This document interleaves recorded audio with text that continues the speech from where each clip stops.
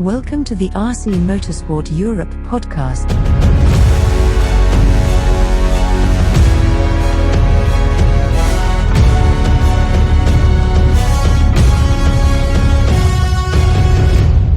Hello. Hello. Welcome to the EFRA Media Partner Podcast. It's the Inside EFRA Podcast. We're RC Racing TV. My name's Matt. And I'm Frank.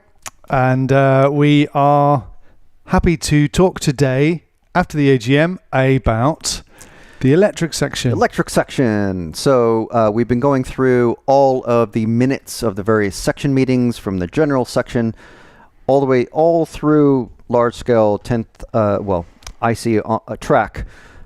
Eighth buggy. Large 8th buggy. And now this is the electric section. So it comprises 12th track, electric touring car, and 10th buggy, which is electric, obviously, covering two-wheel drive and four-wheel drive. So you can follow along with the actual minutes, looking at the exact same file that we're looking at. You can. If you go to efra.ws and look for the news with the EFRA AGM news. You do that, you'll see something that looks like this. Yeah, pretty much. There we go. So here we are, and we're just going to quickly, this is usually one of the longest section minutes to go through. So we're going to not cover everything, but we will go through the important ones that we kind of jumped out at us. So in case you haven't looked at the other ones before, the other section minutes, there's an official welcome. Oh, actually, I'm going to do that. Welcome to the meeting. If I select the right thing, and then there's a roll call taken for the section. Correspondence received. It's the usual sort of minutes thing. If you're used to these sorts of things, if you're not, then that's what they look like. Yeah. Get wise to it, bro. This is how it works, bro. So this here is the first proposal. Now, you'll notice that if you have looked at the other meeting minutes, there is nothing here about the dates for the upcoming races, because this is an overall electric section of the rules proposals. Okay. So this one is basically, because this is electric, this one is a reaction to what happened at the 12 scale European Championships in Sicily, where we did have a LiPo battery fire happen in the pits. So this one is mandating that there will be a fire extinguisher and buckets of sand. It says, or also a good means. These things should be accessible to all. So I just want to know if anyone stood against this. Well, it was seconded, so it meant it went to debate. I'm sure they discussed at length. Yes, and it passed unanimously. It was passed unanimously. Also noted that it was to must suitable in all areas. So it says there will always be a fire extinguisher. So in all areas. Well, basically, I think that is a note that the actual rule will be written so that it must be all of these must be provided. Yeah, great. Which is obviously a good idea. I feel safer to attend an electric meeting. Yeah. So that we're going to skip over that one. So you can read through all of these, because this is a very, very long document. Well, it's 24 pages. So you can read through them all very thoroughly. These are just the ones that stood out to us. We might make some mistakes along the way. If we do, shout at rcracingtv.com and we will issue an apology and a correction post haste. Submit a proposal and we'll second it. It'll be automatically seconded. No, RC Racing TV is a dictatorship. So we'll just get it done, boy. Yeah. So this one basically says that the technical inspection must be done before the start of each run, not after the run. So it's maybe a minor run for a minor thing for some people, but for the racers who are used to inspections before each run, this is kind of a big thing. So this one, I do encourage you, if you are listening or reading, I've just popped in my head that the people who are following on the audio are not going to be going, Oh, what's this one? Well, exactly, yeah. I've been thinking that for the last few podcasts. Right, okay. But I didn't want to say anything. Oh, okay, just in case. Maybe. Okay. I was going to submit a proposal that you actually read them out. Well, this particular one is the PW, who's Paul Worsley, the chairman of the section. He has literally pages of comments about the following proposals about the quote-unquote high voltage batteries for lithium, the lithium cell batteries. I'll just read his opening statement here. On reading the following proposals for amending the battery charge maximum voltage, I was horrified that anyone would want to compromise the safety and fairness that has been in place since 2017. Oof. Within a few hours of the EFRA proposals being published, the IFMAR president and Roar Electric chairman contacted me saying, in all caps, this cannot and must not happen. There we go. So, yeah, this was basically a very large chunk of the rule, the section meeting. Now, like I said, there are literally pages of his comments on this. Do we ignore this advice? All capitals. So I'll finish by highlighting his final words on this. To allow a higher charging voltage for some batteries is not needed. It will cause bigger problems for technical officers to control with absolute accuracy for each battery, given that some quote-unquote HV batteries are not designated to use the higher charge voltage. It is likely to result in more failures, which would certainly compromise our current safety record. In all caps, he put, it should not be allowed. Was it passed unanimously? Well, like I said, it's up to the section chairman to have their statements. The only vote Paul Worsley would have got in this is in the event of a tie break. Yes. And then he would cast the deciding vote. Yeah. But other than that, he can have pages of evidence, comments, and persuasive all caps statements, but that's not the decision. The decision is made by the Federation reps, the ones who are present. Did anyone second it? Well, that's just his comments. We haven't even gotten to the proposals, but Okay. I will get through the proposals, and I will luckily skim through them, because the first one, and you can read it, their output of forest batteries must not exceed 16.8 volts. Outputs of forest HV must not exceed 17.4. This one was rejected, 1 for, 10 against. But it's to remove life fee as well, that one.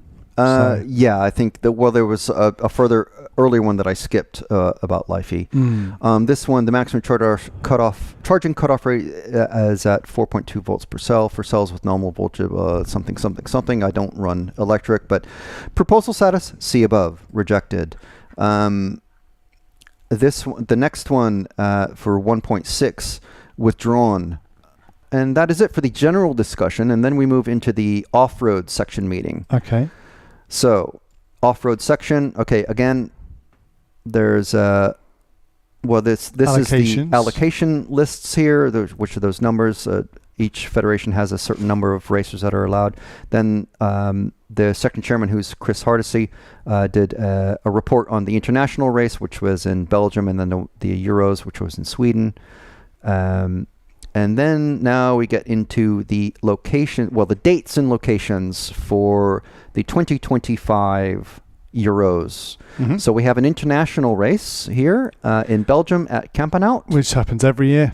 And it's a great event, but yeah, runs every year. So that's just a firm fixture in the calendar, which you expect to come around every year.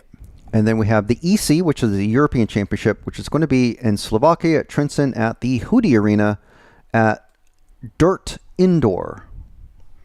Yeah, So that's interesting, because obviously at the Hoodie Arena you've got two choices. You've got the carpet 1/10 electric off-road track, and you've got their dirt, where the Worlds was run in 1/10 2019, yeah. In 2019, but also they run 8th Buggy there as well. So yeah, it's going to be run on dirt, but we've got the best of both worlds, if you ask me. We're big fans of carpet. We're big fans of all surfaces. Yeah. But we do love dirt. We do love a dirt track. So a dirt track, but it's also indoors, so that's the best of both worlds. We'll be not affected by the weather, but we'll be on dirt.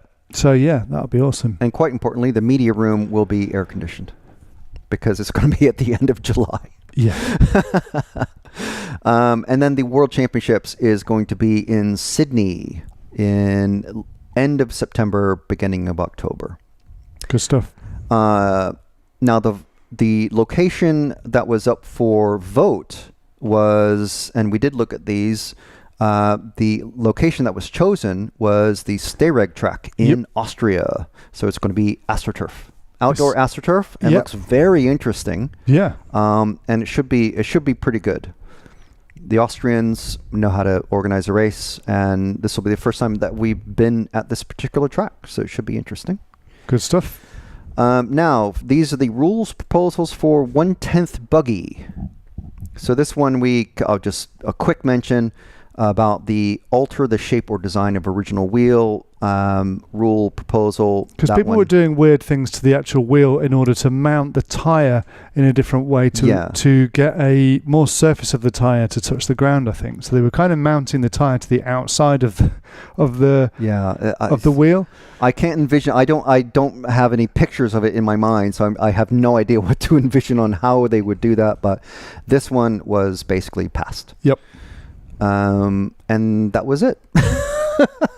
Really? Very interesting. That's it. Literally, that's the only rules proposal for 1/10 off-road.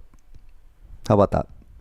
Now this one, Paul has a vice section chairman, or did, and this is, you can read it there. I'm not going to go into detail about it, but basically he now has a new one. He now has a new one, who is Gregor Landon, and he was voted in unanimously. Good stuff. No other business. And straight into electric track, which is 1/10 touring car, fronty if it's involved, and 12th. So again, the section allocations for the Euros. Again, the chairman's report from this is from Chris Boltnick. For the Euros races, basically just a very, very short, how the race was organized, any issues that came up, that sort of thing. So here's the calendar for the 10th and 12th electric racing for the Euros. Euros 12th next year are going to be in Zwevegem in Belgium. Yep. And that's at the end of March, as you can see there. Which is am I right in thinking that's the Masters of Foam class track? I think so. I can't recall. That's what I've heard. I think it was mentioned. That's what I've heard. And so that's a very popular event. And so to have the Euros there is obviously going to be a good thing. So that's very cool. And then back to Utrecht. Back to Utrecht for the Racco 2000 track. So we were there for 10th off-road. Mm-hmm. That was last year. And then next year we're going to be there for 10th on-road or 10th track. So they have we did look at that. That's one of the circular tether car tracks that's been converted to basically, now it's completely all in infield, and it's not just a big circle. It's, but yeah, very interesting sort of layout. So it should be good. So the 2026 calendar now. Mm-hmm. So the Euros, I don't think they picked. It looks like they didn't actually decide. It's going to be in Italy. I'm trying to remember the proposals now. Well, the proposal, there was only one, and that was Sicily. Paradise Arena. So does that mean it's going back there then? Good question. Because there's no venue listed for Luxembourg, but there's only one venue in Luxembourg, so that one's obvious. that was an obvious one. I think. So my guess is. I think that's Paradise Arena in Luxembourg then. Yeah, it's that's my guess. Need to be. Yeah. There. So obviously we went there this year to Paradise Arena. Now there were some issues that, let me see if they were actually mentioned. Well,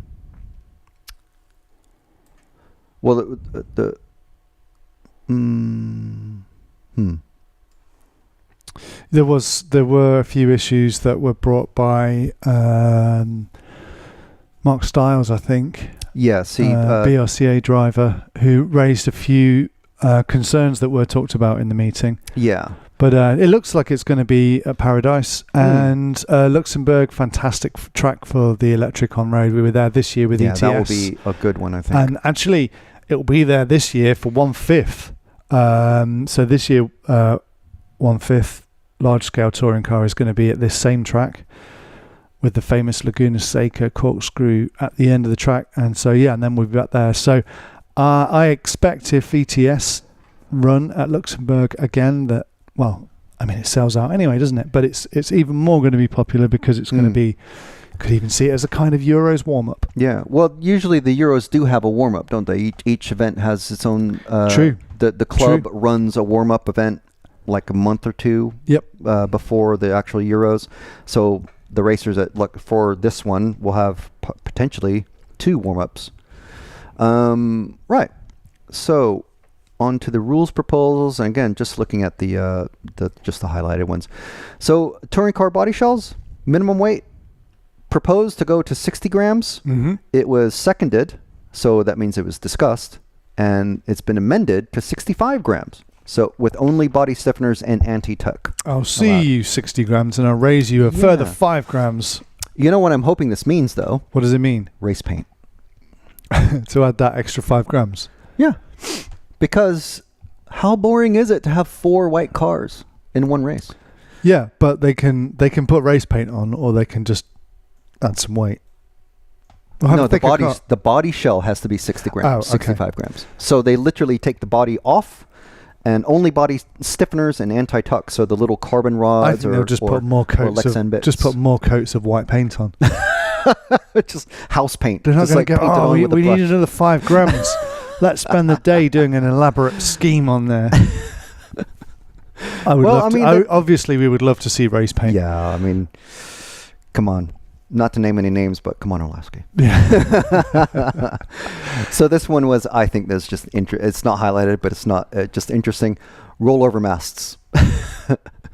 Probably redundant today, passed unanimously. I thought that was a fun one. What is a rollover mast? Because I know, obviously, a lot of off-road drivers use the aerial, where they don't need to have Pecco is the most receiver aerial anymore, but they have them on there because it reduces the chance of the car staying upside down. It's basically a very stiff fiberglass rod that sticks up, and if you hit a corner or dot type of thing, if you hit it luckily, it will bounce, and it's flexible enough to not break, but it just bounces you back onto your wheels. Got you. But no one runs them anymore. No, because it probably look rubbish. Yeah, and yeah. So even some of like the older guys, there were a couple of names that were mentioned. I can't remember the names, but somewhere in the BRCA, someone was mentioned by Chris Hardesty about, is so and so even still running a rollover antenna, like Mr. Rollover Antenna of the BRCA? And Pete Winton said, no, even he's not running it anymore. So, okay, then definitely. Rollover antenna shaming. It's past. Literally like 20, 30, 40 years ago. It was a thing. So this is a big one. Go on. And this, as you can see here, the rule is new. Yeah. So this is a completely new rule proposal. Basically, and please feel free to read all of this. There's actually a lot more than this. There was a whole multi-page presentation done by the BRCA rep, Pete Winton. Yep. It was very interesting. A lot of thought's gone into it. Literally written by people who work in F1 with phrases like reference plane and stuff like that. So if you're that much of a nerd that you read the FIA Formula One rules and know what reference plane and all that sort of things mean. I mean, Cartesian coordinate systems. So, okay. If you're like that, feel free to contact Pete Winton from the BRCA about that. So basically, the whole point of this suggestion is to bring in current LMDH or Le Mans Daytona hybrid body shell type bodies into 12 scale. So removing the basically now 20, 30, 40-year-old body designs and bring it basically up to, the 2020s and 2030s. So basically, there was a big, there's multiple pages here, still multiple pages, proposal, passed unanimously. There we go. So the rule is new. Or no, that's for the next one. But what did pass unanimously? So, yes. So this one is Okay.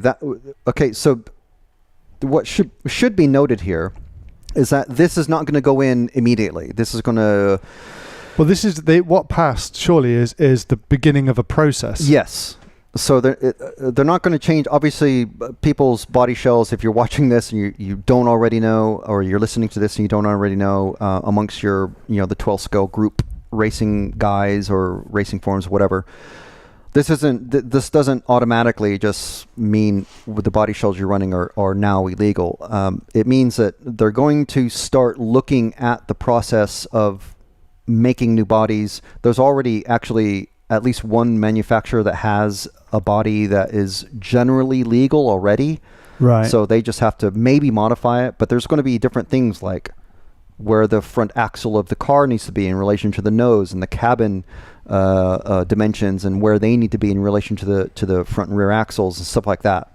That's how exact some of this is. Yeah. So, yeah, and it affects manufacturers, and they need time to. They need to be discussed with and talk it out and figure out what They're not going to be by next March. They're not going to have new bodies out by then. No, because they need to make them, produce them. The molds cost money. All this costs time and money. So it's going to be a rule that comes in after the Euros. And when we released this from the AGM, this news in a post, it was another one of those where it was almost 50-50 of this is terrible and also this is good. Yeah. Yeah. Another polarizing subject. As we mentioned in one of the other section meeting minutes, the post AGM podcast, the realistic bodies bring in new racers, or racers who are like, well, they're just too twitchy and they're too fast and they're just impossible to drive because everyone's way faster now. Oh wait, now we have a new body design. I can have something cool to race. So it brings new people in, and it brings people back into the section, and they try it out. And it doesn't mean you have to change your cars. It just means a new body design, and maybe obviously your setup will change because the aero will be a little bit different. But anyway, that's to come. So so that'll be an interesting one. So this one also is a delayed rule. I've already shown that it's passed unanimously. Yeah, basically, spoiled it. Sorry.